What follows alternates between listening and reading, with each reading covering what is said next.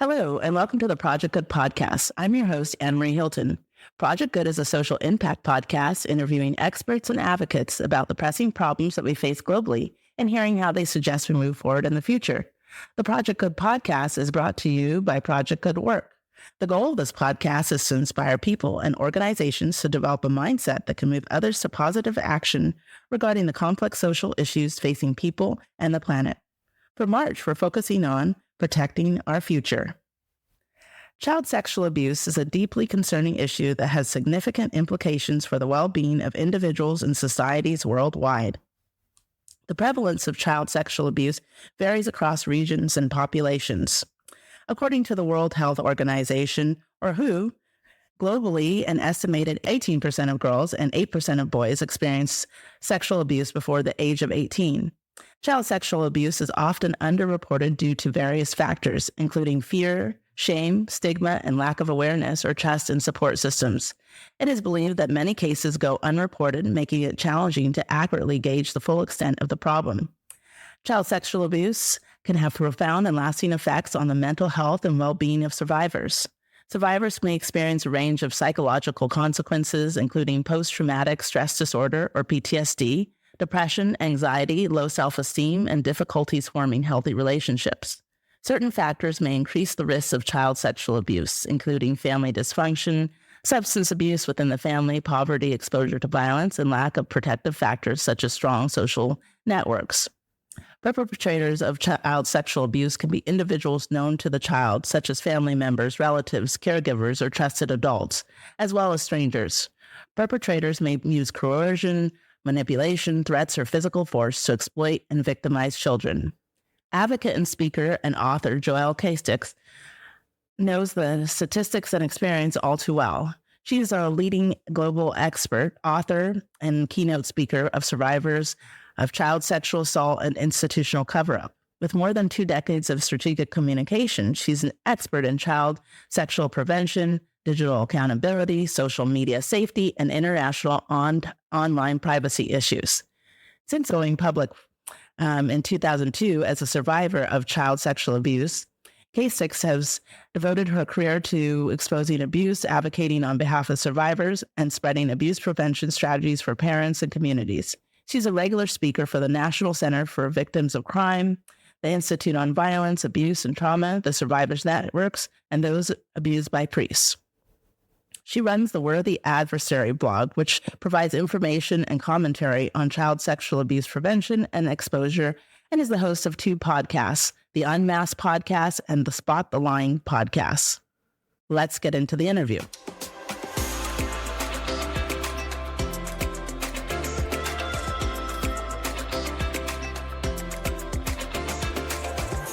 Today, I have the pleasure of interviewing Joelle K6, who is in the trenches and has an approach who has helped bring awareness to the scope and scale of the global crisis of child sexual abuse and the profound effects of this crime on victims and their communities. She's an expert in dealing with institutions such as the Roman Catholic Church, public schools, and organizations that cover up and enable child sexual assault. The role of parents playing prevention and how to eradicate and end the cycle through emerging technology and strong victim-friendly legislation. In addition, she's the author of several books: The Well-Armored Child, A Parent's Guide to Preventing Sexual Abuse, The Power of Responsibility, 6 Decisions That Will Help You Take Back Happiness and Create Unlimited Success, The Compassionate Response, How to Help and Empower Adult Victims and Child Sexual Abuse. Welcome, Joelle. Thank you for having me. Thank you. And thank you for being there in this long intro. And I'm sorry, today I have a little bit of a frog in my throat, so excuse me a little bit if I clear my throat sometimes. No problem. So before we get into the questions, I always like to find out a little bit about the person that I'm interviewing from a personal standpoint. So I thought I would give you kind of I hope it's a fun question. To me, it's a fun question because I always like to think about these things. But what would you say is one of your big goals for 2024? Oh, I want to learn how to do a handstand. Oh, Okay, that's a different one. So it's funny because I was just thinking about that the other day. When I grew up, my parents were not into athletics, so I never did gymnastics or anything like that. And I'm 53 years old, and I'm like, I got to learn how to do a handstand.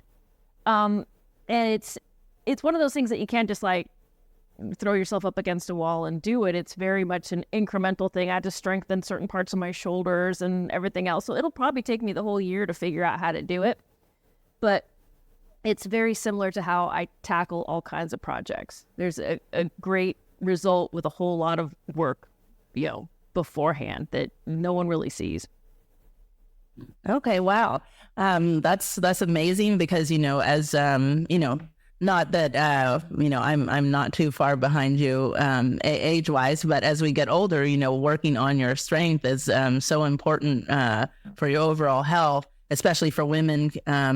I guess statistically, I guess we lose strength a little bit faster than men. So that's fantastic that you're working to like build yourself up to do a handstand, because I know that takes like a lot of core strength and things like that. So congratulations. And I'm sure you'll take some photos once you get to that point. Yes, definitely. So I'm so excited to speak with you because of your expertise, and also because this is an important topic.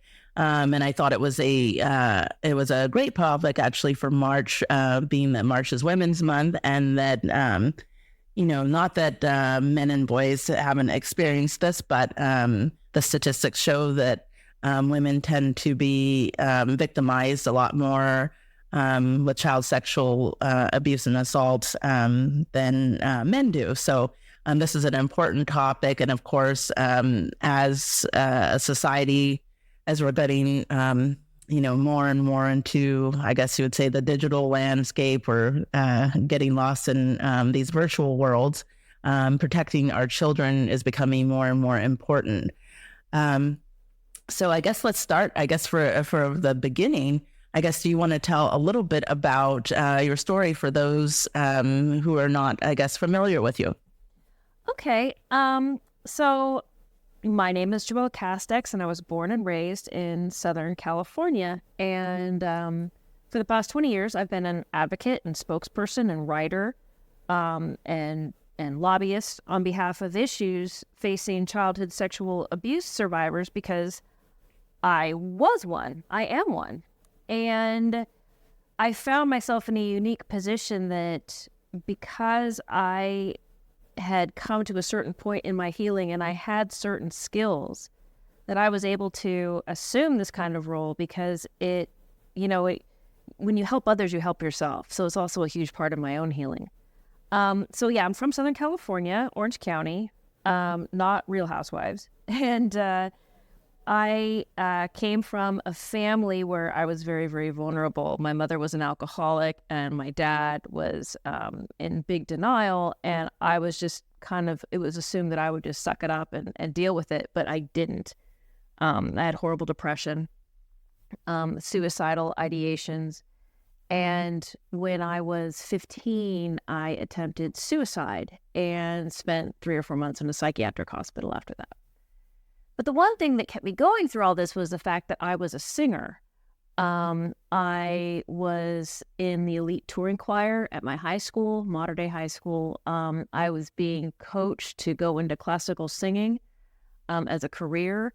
It was a place where I had really found my footing. And so I loved being in the choir. And so the beginning of my junior year, we got a new choir director, and he was young, and he was bright, and he was talented, and he was charismatic, and he was good looking, and he was magnetic, and the kids loved him. And he loved his job because it gave him access to girls. And it didn't take long before he targeted me. You were talking in the intro about how children are manipulated into child sexual abuse, and very little child sexual abuse is done under force or coercion. The majority is manipulation, and it's done through a process called predatory grooming, where the predator tricks the kid into thinking child sexual abuse is okay. Through flattery, gifts, blurring sexual boundaries, just really making the child feel special, isolating them from their peers and family. And it serves a dual purpose. One, it makes a compliant victim who's not likely to speak up, and it keeps the victim quiet for a long time. And so that's what the perpetrator did to me. So I understand that your mom's an alcoholic, my dad's an alcoholic too. No one gets you like I do. No one understands you. And it was very easy for me to be manipulated into the full-on abuse. And for many of these predators, and I believe the man who abused me as well, it's not about the sex, it's about the power. It's about the conquest. It's about having power over these girls who care about it. Because when you think about survivors of childhood sexual abuse, the reason that they're so easily abused is because they love the person who abused them. If you're abused by your parents, you love that person. And so you're in this totally conflicted world. If you're abused by your grandfather, but you still love your grandfather. And it's the same thing when in these situations with priests and teachers. The reason that he got such good access is because we all loved him.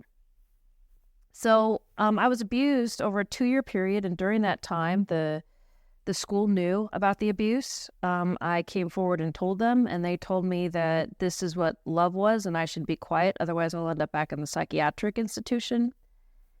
And so I stayed quiet, and my peers found out and blamed me for it. And by the time I graduated, I was pregnant and had a sexually transmitted disease, and I had no support. So, it was a really rough time, and I muddled my way through college, made it through, but it was very self-destructive, huge suicidal ideations, very, doing things that I knew weren't good for me. And so finally, in my mid to late 20s, I had been married and divorced. I was broke. I, was not living up to any of the potential I had. Was quitting jobs or being self-destructive on jobs. And I finally looked at myself and said, I'm at a crossroads here. I can continue on the path that I'm on and probably end up dead. Or I can really focus on my healing and change stuff. And I decided to take responsibility, not for what happened to me, but for how I live my life from that day forward. And so that's the objective. That's been my goal all along. And so, I got my act together.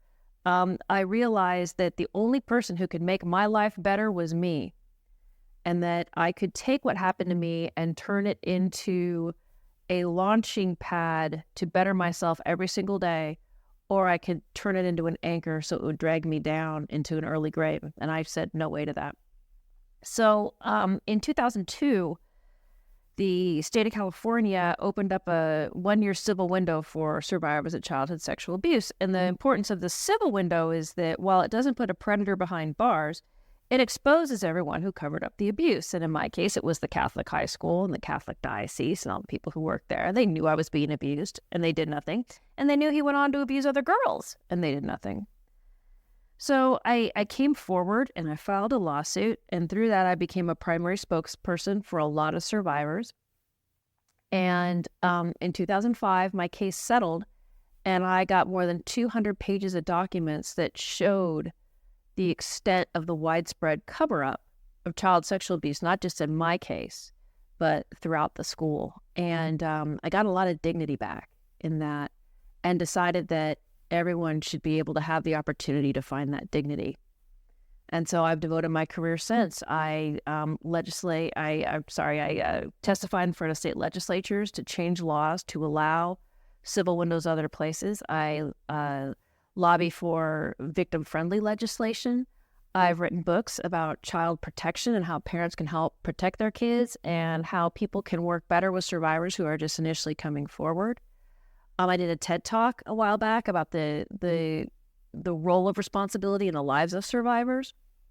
And now I just really devote my time to getting the word out and continuing the conversation, because the more we talk openly about child sexual abuse, the less vulnerable our children are, because it won't be shrouded in shame and secrecy. If at the high school I attended, they had just said, if a teacher kisses a student, that is child sexual abuse.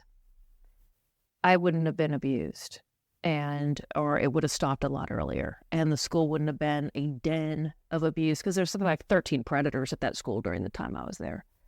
So yeah, and it's been a wild ride. I never thought I would end up here, but it's nice to wake up in the morning and be like, okay, if something were to happen to me tomorrow, I at least did something good for someone else. Maybe I stopped this from happening to another child.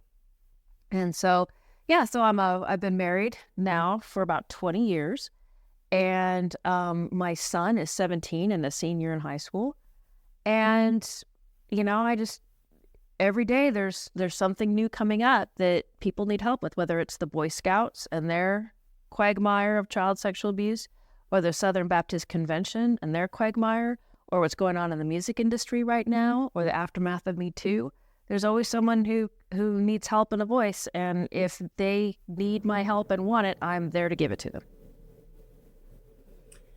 Yes, I was actually going to, you lead to the perfect question.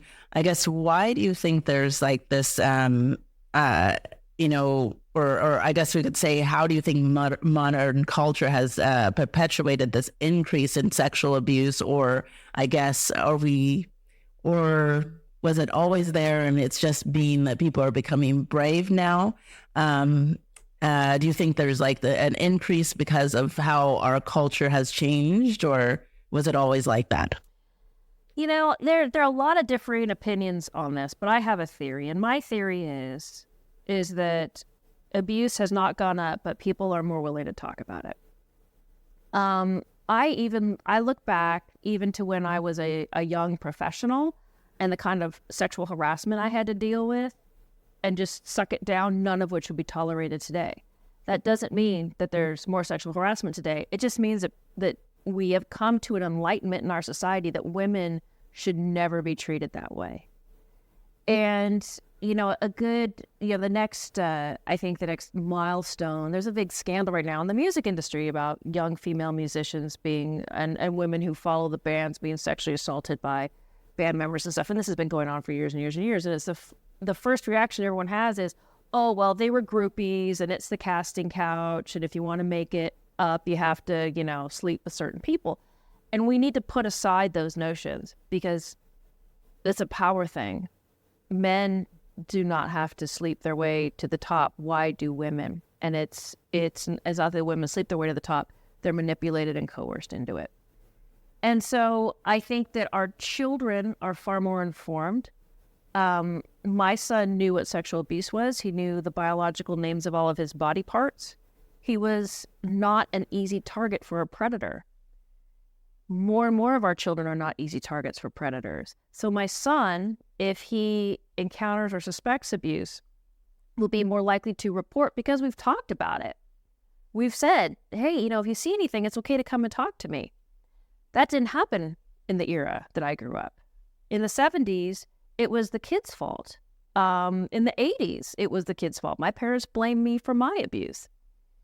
And so I think that as a society in Western society in the United States, we've really made huge strides in giving women back their power against sexual assault, and children against child sexual abuse.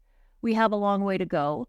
But the more and more we focus on the fact that it has nothing to do with sex and everything to do with power and domination, I think the more we will be able to fight these kinds of assaults in a way that is effective and empowers survivors and empowers children to make sure that they are empowered against it.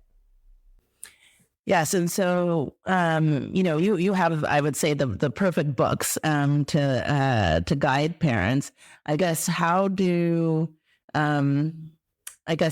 become? Because I'm assuming that a lot of parents may not be comfortable talking with their child about this topic, and so what would you say would be your 3 top pointers to get parents comfortable with talking with their child about this child abuse? Mm-hmm. Well, the first thing to remember is that talking about And educating your child against child sexual abuse does not need to involve any discussion of sex, sexuality, any of that. That's not involved. And so that when people hear that, they're like, oh, good, I don't have to talk about the birds and the bees or talk about sex. No, it's because there are so many things that you can do to protect and empower your children and never broach the subject of sex.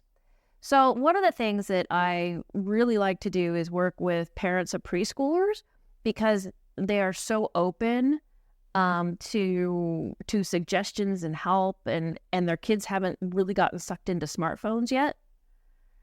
And what I tell them is that there are simple things that you can do, and you can do this even if your kids are older. Number one, teach your children the proper biological names of their body parts. The number one way that predators get access to very small children are children who do not know the proper names of their body parts or give them pet names. And I'll give you a story. So I worked with a survivor, and she was sexually abused by her grandfather. And she was told to call her vagina a ha-ha because the mother was scared to say the word vagina or just embarrassed, And so the grandfather came over and he was tickling her, and his hand deliberately went down to her crotch. And she said, oh, you touched my ha-ha. And he said, your ha-ha, I like to laugh. Can I touch it again? And because her biological parts weren't given the gravitas of their biological name, of course she said, well, I guess so, because she didn't know. We call our kidney a kidney because it's a very important organ with very important functions. So we need to call our vagina a vagina because it's a very important organ with very important functions. And when children understand that, they know that people aren't supposed to touch them there because you tell them the next step is, you say, does anyone else touch your penis or your vagina? No. Does anyone take pictures? No. Do you take pictures of anyone else's? No. And this doesn't have to be a question. For us, it was a game in the bathtub. Hey, does anyone touch your penis? No. Does anyone take pictures? No. And so it was very easy to make it a casual, fun conversation that wasn't weird.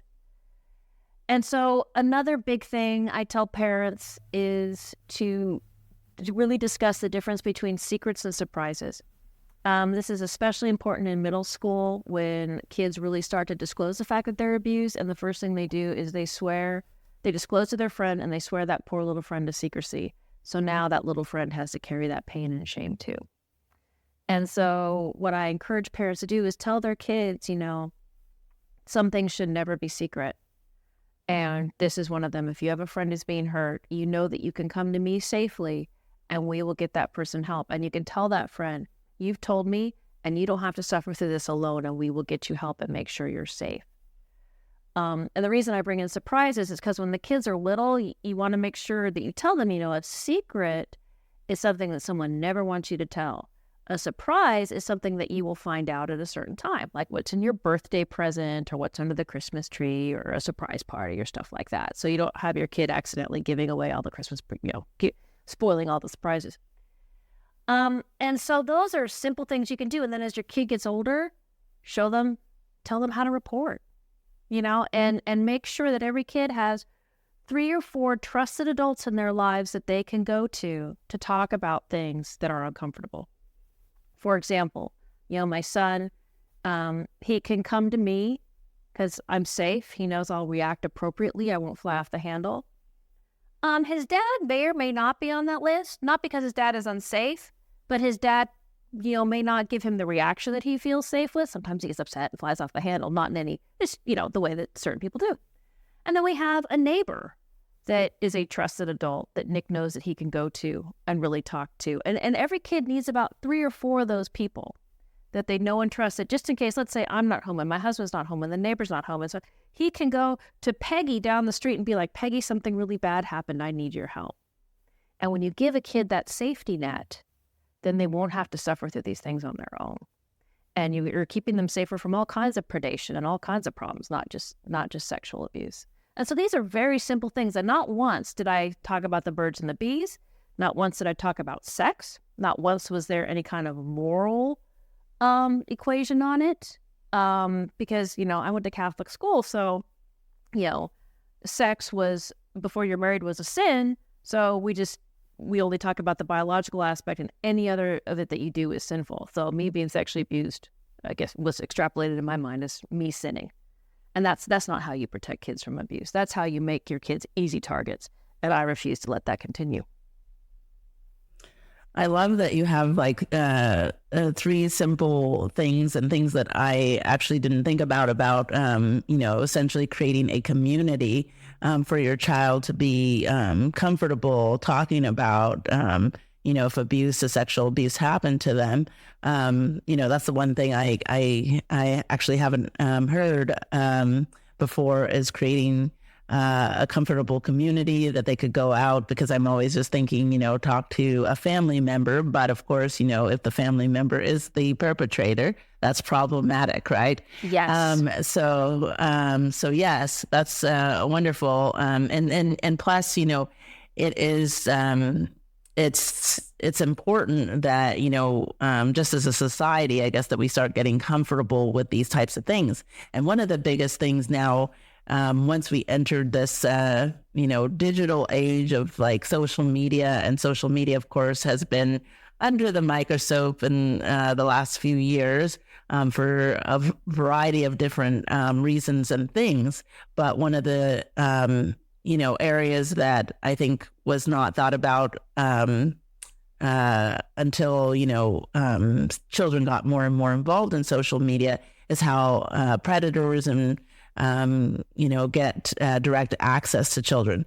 So I know that you are currently working on some online projects.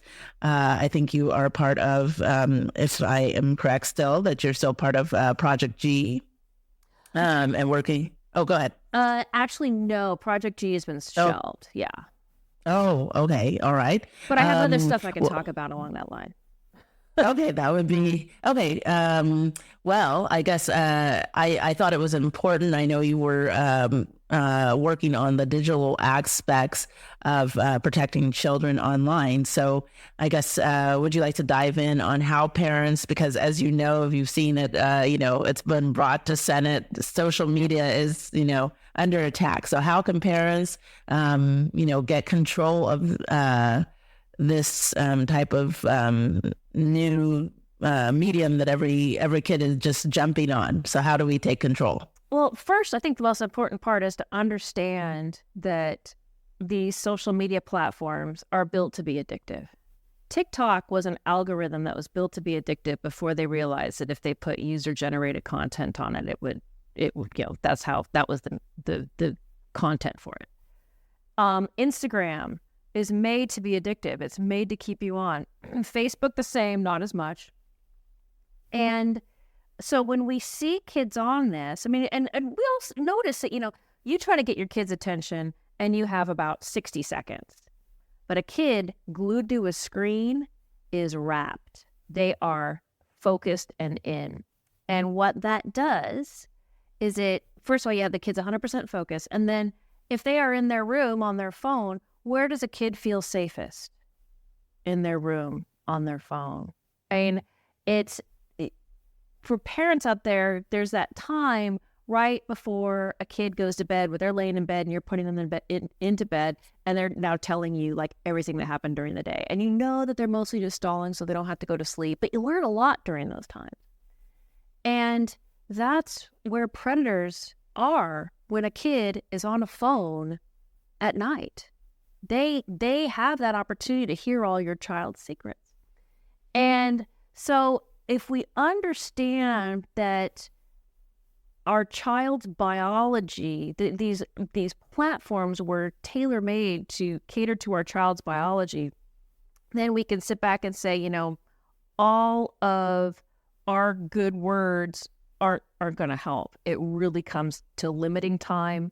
It comes to monitoring their usage. It comes to not allowing children on social media under 13 at all. It comes to talking to your children about what they see on social media.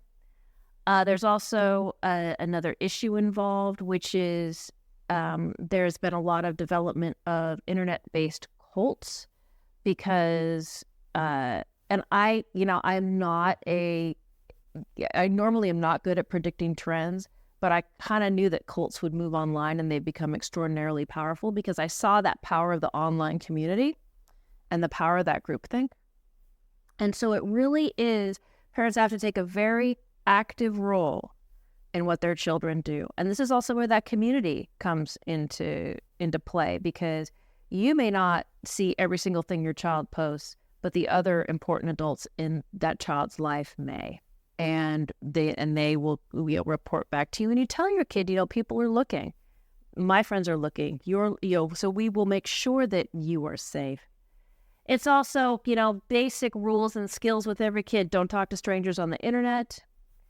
Especially if someone says that they are a 13-year-old girl, or if, say for a high school boy, if they're a 16-year-old girl and they think he's really cute and they would love to see a picture of him naked, that's not a 16-year-old girl. It's usually a 40-year-old dude living in his mom's basement. If you don't know this person, if you've never met this person in real life, do not exchange information with them on the internet.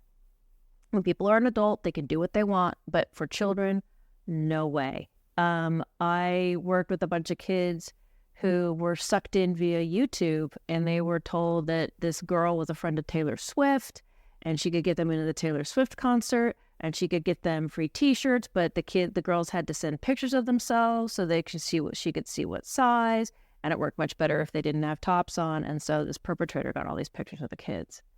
So it's, really important to tell your kids you can't watch them 24 hours a day. And you say, don't send pictures on the internet. If you don't want mom and dad to see the pictures, then don't take the pictures. If you don't want your grandmother to see the pictures, then don't take the pictures, because they will end up places. And it's really sharing stories with them about how these things can go horribly wrong. And it's not using scare tactics, but it's open communication. So I am the chair of the board of an organization called Zero Abuse Project. And we worked very closely. We have an ICAC team, which is Internet Crimes Against Children, work very closely with the federal government in creating tools that allow police departments to triage reports of online child sexual abuse materials.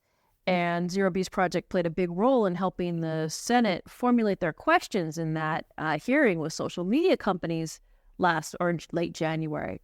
Because, the technology is moving at such a fast pace that even the biggest experts can barely keep up. You think about it, Mark Zuckerberg, when he said, I want to make a thing where I can see everyone's faces in college, probably did not extrapolate that he would be sitting in front of the Senate having to apologize for the fact that children are being exploited and sucked into child sex abuse material online. It's a law of unintended consequences. So it's really about staying informed, monitoring your kids' technology, all your technology, video games, computers. And every appliance is smart now. So it's really a vigilant, and the most important thing you can do is keep open communication with your children, because the more you talk about it in a way that's casual, comforting, and friendly, the more likely your child will be able to listen.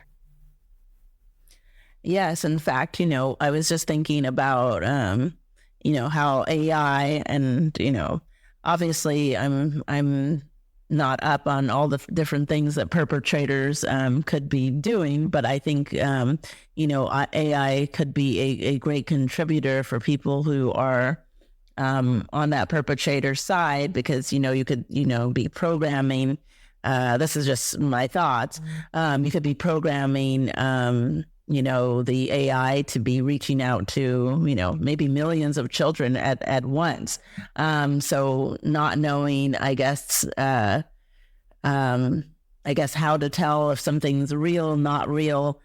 So parents really, I think, have their work cut out for them. Is this, you would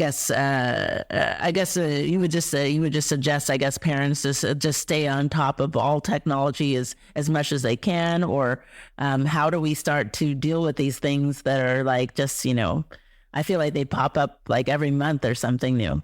Well, for example, and this is my opinion, but I don't think kids should have smartphones in elementary or middle school. If you ask my son, I was the meanest mom in the whole world, and he had a flip phone, a burner phone, basically. He's like, Mom, I look like a drug dealer. I'm like, that means you're cool, you know? Because That's funny. he didn't need the world in the palm of his hand when I wasn't around. He needed something that he could call Mom if he needed a ride home. And so, you know, he ended up getting a smartphone because high school, especially because he was freshman year during COVID, it became so online based that it made sense. But he'd already had good habits instilled in him, and he'd seen the disaster that happened to other people who got smartphones earlier. There's always monitoring software out there, but no monitoring software is going to monitor everything. Easy things you can do is make sure that phones are not in bedrooms overnight. If you have someone under, 17, 18, be like, hey, we charge our phones downstairs all night long. They're not in your room. You need an alarm, I'll buy you an alarm. And that's an easy way to solve a lot of problems. And if your kid wants to text with their friends or Snapchat with them or Discord or whatever, medium they're using, they have to do it, downstairs at night. And then that gives you some sense of an idea. And that's helpful. But when it comes to online usage, we have kids with Chromebooks that stay at school. The Chromebook has some decent monitoring things through the school, but not all schools use them. It's really, it will come down to open communication, understanding where your kid is in their peer group, checking in with them as much as possible, and making sure that they only get things at an age-appropriate time. So, it's a big haul. But a lot of the work is done when the kid is smaller. If you have strong boundaries and the kids understand the rules and they understand consequences and they understand rewards and you stick to those, it should be easier. But but parents have their work cut out for them. But I think that parents have always had their work cut out for them. And parenting is the most amazing experience that anyone can go through, and it's well worth the work. And, I didn't know my heart was capable of this kind of love, and I didn't know my hands were capable of this kind of work, but I'm willing to do every bit of it. Yes, I like that you're, parents should be involved. And so I think that's, one of the things, I guess, how we got here, right? This disconnection and hiding behind our machines, our tablets and everything like that. Everybody, of course, is, up in arms and concerned, but number one is getting back to that human connection and really knowing what your children are doing, and not just, send them a text, because I've seen that in households. Everybody texts everything, and you're like, they're just downstairs. I just send them a text. So, getting back into that, conversation and, looking at each other in the eyes, very important. If someone does, unfortunately, get into a situation and ends up a victim of sexual abuse, one of the things, of course, for the some people may, of course, have the strength to say something, or some cases, a lot of people, due to feeling shame and a plethora of other things, never share that until maybe years later or never at all. But one of the things that I think, of course, is so remarkable about you is that you moved out of a space of, feeling, victimization or self-blame.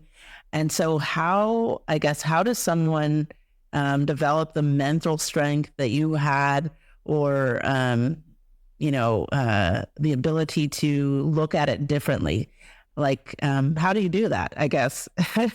Well, first, let's, scroll back a little bit and remember that it's very rare for survivors to come forward as they're being abused. In fact, the average disclosure age for men is like 54 before they will say anything to anyone about it. There's so much shame involved. For women, it's usually in their 30s. I knew that what happened to me was wrong, but I thought I was the wrongdoer for a long time. The story that I told myself and that people told me was that I seduced the teacher.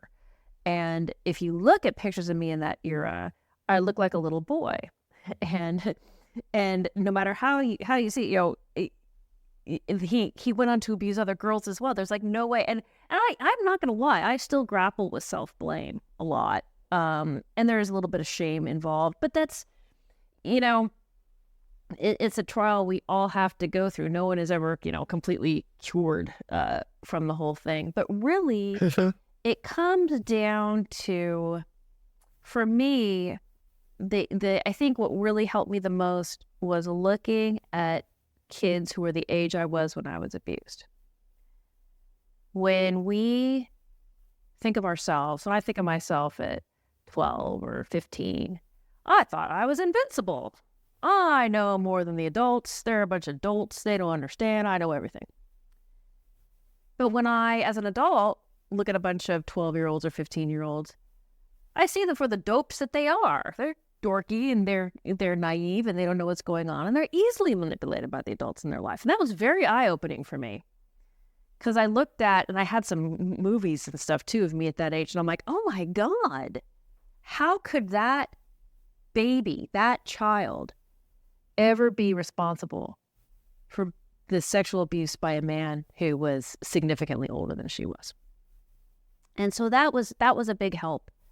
And it's really a lot of therapy, and there's different. It doesn't have to be talk therapy. There's EMDR, which is eye movement desensitization, I forget what it stands for. But basically, they use therapy and eye movements, and it's been proven to help lessen the effects of PTSD.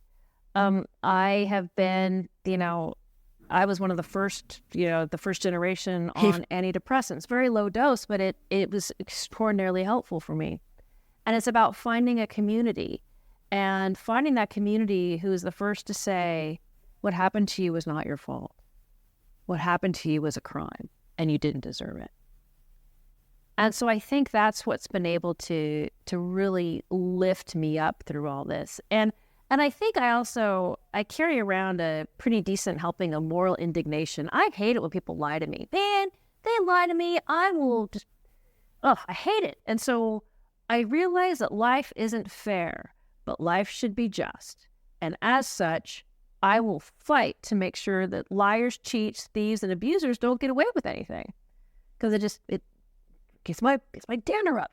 So all those things together have been how I've done it. For a lot of other people, it's through a journey into spirituality. I am new to that spiritual journey. It's only been in the past 6 or 8 months that I've even decided to look into that route, because my moral indignation was carrying me all this other time. So, spirituality, community, and really just loving the little you that was so horribly hurt. I mean, 15-year-old Joelle was in a world of hurt, and it's my job to love her and nurture her, because 53-year-old Joelle knows that everything is going to turn out okay, and that 15-year-old Joelle is a worthwhile person. So it's a lot of work, and it really has nothing to do with strength. It has nothing to do with tenacity. It just has to do with where you are in your journey, because everybody's journey is different, and the effects of the abuse on everyone is different. And so when we honor that, then we give survivors the means by which to come to healing on their own terms and on their own timeline. I was just, you said so many things that I think a lot of people need to hear when they're in that situation. It's finding people that, don't, shame you or blame you, but are able to, lift you up. And then also it's that self-acceptance of being like, okay, what happened to me wasn't my fault. It happened, but I can move forward. And and then having the ability to know that it's not going to, heal overnight. Because I think, everybody wants everything. And, that's just, I think, human nature. Everybody wants, if there's a problem, let's just make it go away, and just understand that, yes, there will be probably always a little bit of something, but that it will hopefully lessen over time by being able to expose it to yourself, to face it. Because I think that's probably what, in a lot of problems, when people don't want to face it, then it tends to, run over and, turn out in other ways that we didn't expect. So one of the other things is that, of course, you've written a number of books. And so if you had to pick, either it can be, I guess, your favorite book, or the book that you think that every parent or person should read, which one of your books would you suggest? Well, gosh, that's a tough one, because I think my best book is The Well-Armored Child, but it has a fatal flaw. It's big. And so parents look at that and they're like, I'm not reading that whole book. And what you don't see in the cover is that it's very age specific. All you have to do is read the chapter where you're at. You don't have to sit and read the whole thing.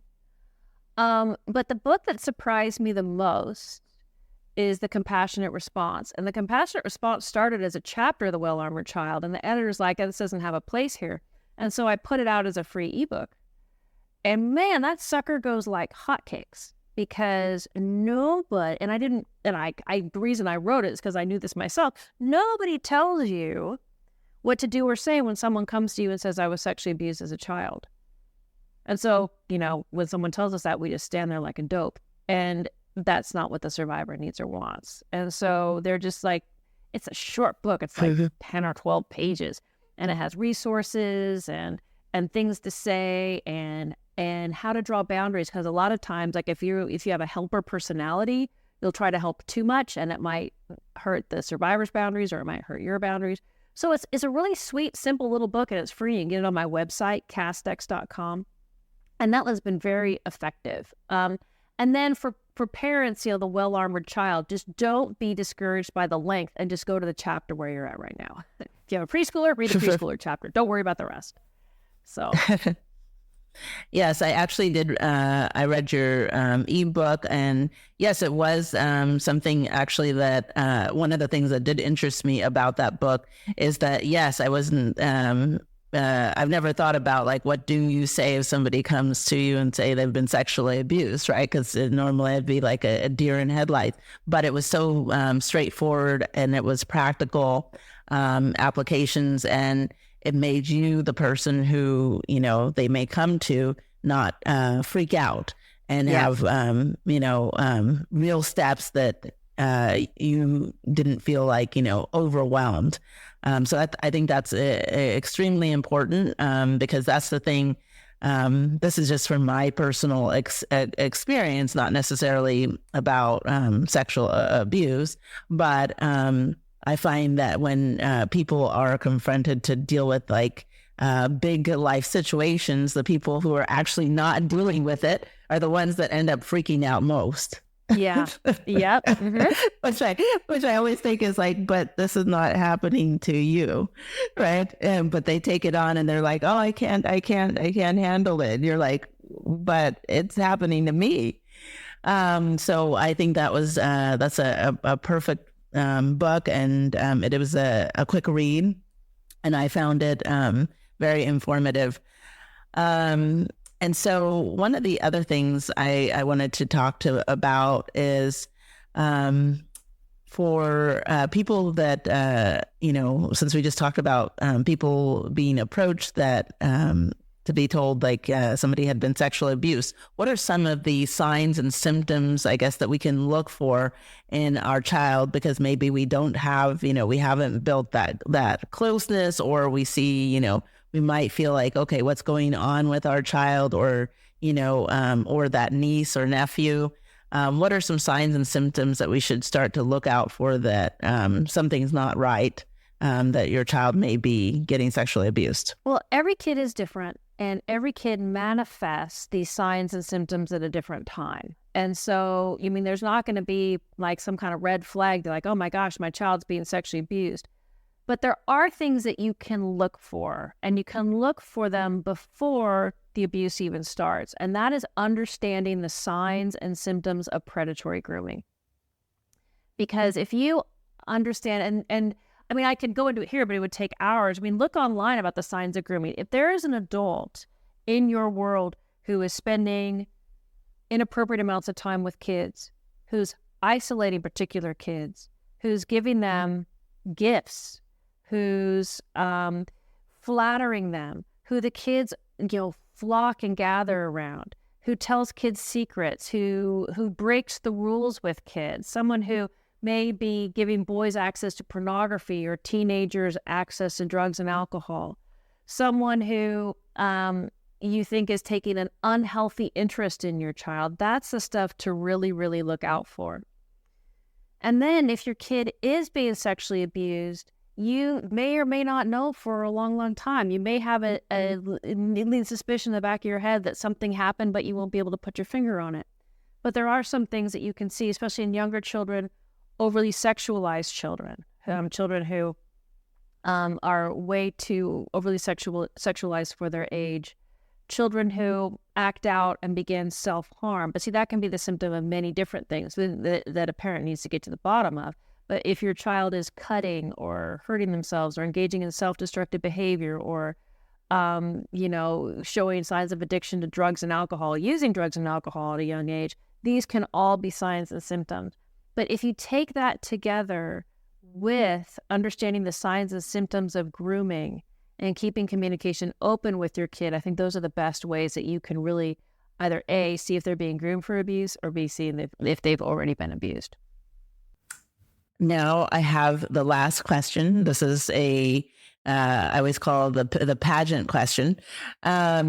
So, because I want to bring, child sexual abuse to everybody's kind of front door and understanding.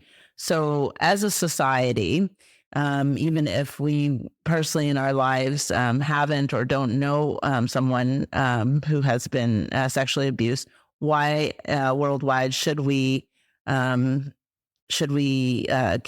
I guess, or how is this affecting our society on a different level than, of course, the physical damage, if we were going to go to the next level? I believe that the single most detrimental thing that can happen to our society is when a child is sexually abused. Why is this?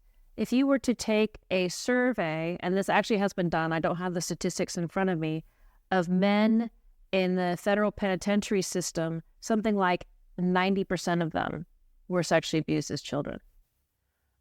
If you look at kids in sex trafficking and even adults in sex trafficking, most of them were introduced to the life because of child sexual abuse. The problems that stem from child sexual abuse as that survivor gets older include domestic violence, drug and alcohol abuse, jail, criminal activity. Plus, they're far more inclined, according to the Kaiser Health Foundation, of dying from preventable diseases such as heart disease, diabetes, and cancer. So it's devastating on our society, and it's cyclical because the less we talk about it, the more it occurs. And so that's why it's important, because I personally believe that if we eradicate child sexual abuse, we will eradicate 80% of the problems we have in our criminal justice system as well. Yes, fantastic. Thank you, Joelle, for your time and insight.